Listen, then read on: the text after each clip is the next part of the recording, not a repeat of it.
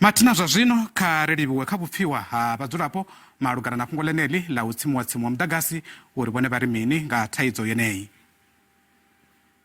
Ngo khawa muḓagasi a zwi khou vhuya zwa mpfara zwavhuḓi na luthihi. Ndi swika u lenga mushumoni na u lenga nḓuni ndo tshaisa nga nṱhani ha uri roboto dzi vha dzi sa khou shuma, vhuendi ha tsikitsikana nḓilani.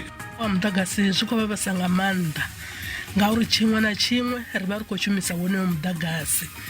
Zwa dovha hafhu zwa dina musi wo ṱuwa vhusiku, magavhenga nahone a vha o ḓiṋea maanḓa. Nga nḓila ine Eskom ya khou fara vhadzulapo vha Afrika Tshipembe ndi sokou pfha nga ri ndi zwithu zwine zwa vha zwi ṱanganedze na luthihi nga maanḓa wo lavhelesa na vhathu vha mabindu vhane vha khou luza na vhaṅwe mishumo i khou fhela ngauri vhaṅwe a vha na dzi generator. Zwino sokou vhona muvhuso arali vha nga dzhenelela ndi vhona unga ri ḽalala nda ya nduni. Ha mafhungo kha muḓagasi wa mbango wa khou ri fara zwavhuḓi na luthingo naho sina zwine ra nga ita zwone ngori a zwi kha ndango yashu.